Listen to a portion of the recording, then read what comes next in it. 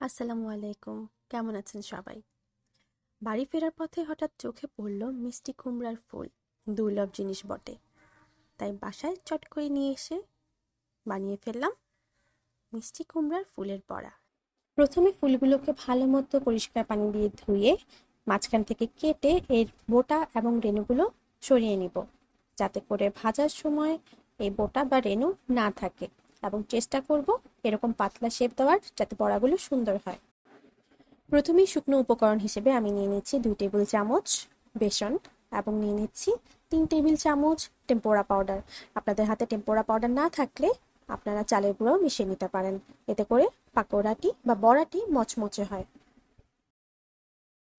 এখন দিয়ে দিচ্ছি 1/2 চা চামচ ধনিয়ার গুঁড়ো,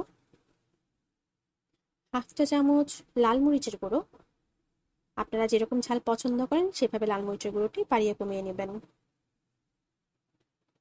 দিয়ে দিচ্ছি 1/2 চা চামচ হলুদ গুঁড়ো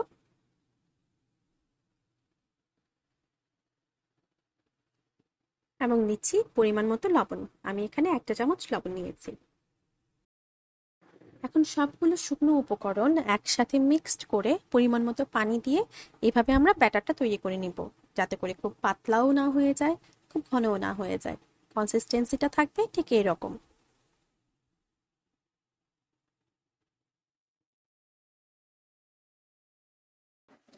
এখন একটা কড়াইয়ে পরিমাণ মতো তেল নেব। তেলটা চেষ্টা করব একটু বেশি নেওয়ার, কারণ আমরা বড়াটি ডুবো তেলে ভাজবো। এখন বড়াগুলো ব্যাটারটার মধ্যে ভালো মতো ভরিয়ে আমরা আমাদের সেই কুসুম গরম তেলে ছেড়ে দিব। এ পর্যায়ে খেয়াল রাখবো তেলটা যেন খুব গরম না হয়ে যায়, তাহলে বড়া ভাজার আগেই বড়াগুলোর রং বেশি লালচে হয়ে যাবে এবং ভেতরে কাঁচা থাকবে।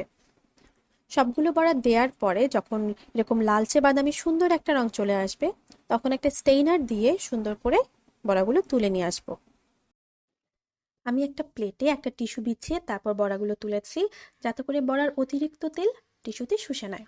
দেখতেই পাচ্ছেন কি সুন্দর লালচে মচমচে মিষ্টি কুমড়ার ফুলের বড়া তৈরি হয়ে গেল। এখন আপনারাও চাইলে তৈরি করে ফেলতে পারেন শর্টকাটে অল্প সময়ে এই অসাধারণ নাস্তাটি। বাসার সবাই পছন্দ করবে, চেষ্টা করে দেখুন এবং আমাকে জানাতে ভুলবেন না কিন্তু। আজকের মতো এখানেই বিদায় নিচ্ছি।